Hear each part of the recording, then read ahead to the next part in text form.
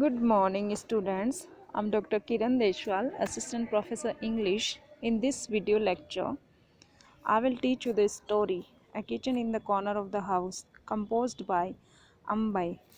We left our story where the writer is describing about the discrimination with daughter-in-laws in this house. Though the family loves to eat, but they don't want to pay attention on the problems of the kitchen and on the suggestions given by women, modern women like Meenakshi. And we will start on page number 180. At the first fading of the night, as early as 3 o'clock, the peacocks begin to call. We know that it's an area covered by mountains, so there are peacocks, and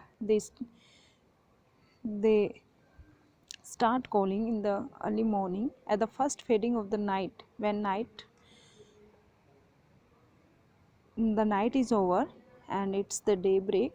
The day is about to break, and as early as 3 o'clock the peacocks begin to call, one after the other, with their harsh discordant voices. We know that peacock don't have a sweet voice. Their voices are discordant and harsh, and their music is broken, because when a peacock speaks, it speaks by taking breaks.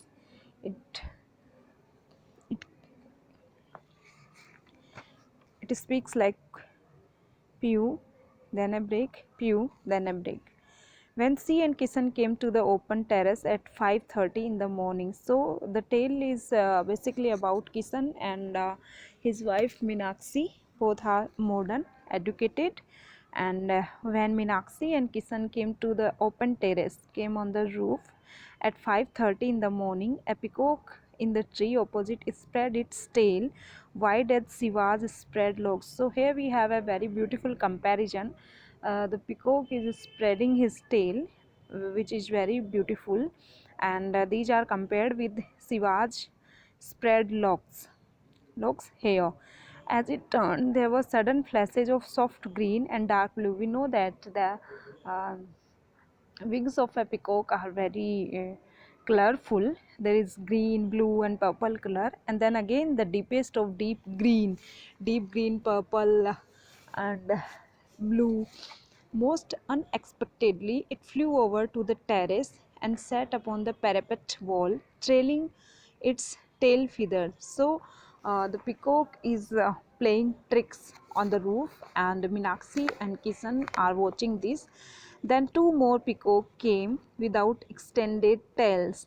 Before you could turn around, there were another two, this time with tail feathers as long as whips. So we can say that they are watching birds, generally peacock, and in the evening time you can see that nature is filled with colors. A gentleness and coolness is spread within one, and whenever we see natural beauty, like beauty of birds and the beauty of animals, we are very happy to see that.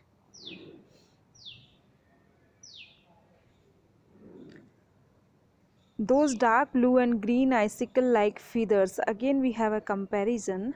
The dark blue and green colors are compared with icicle made of ice, and seemed instantly to calm all unruly passions. She ran her tongue along Kishan's mouth and kissed him very gently, a kiss like a snowflake. Again we have a beautiful comparison, the passion contained within, and here the writer is talking about the emotions and the intricate bond. The door to the terrace cracked. So they are sitting on the roof, and the terrace door cracked, and it means Bari Gigi had woken. She had come to collect charcoal from the big drum near the door and to light the portable stove. Bari Gigi was Papaji's stepmother. She is Papaji's stepmother. When Papaji was 17, his father had married a second time, a young girl who was also 17 years old. In the following years, 5 daughters were born to her. Papaji had been her mainstay and comfort. So Bari Gigi, she was only Bari Gigi in name. Between her and Gigi, there was only a difference of 2 years. She was now completely toothless.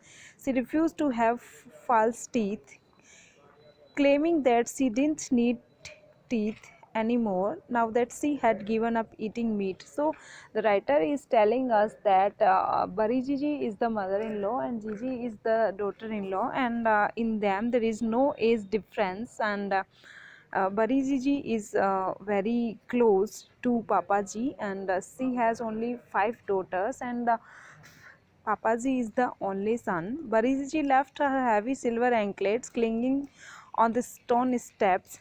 Shall I bring us some tea, Mina? Hmm.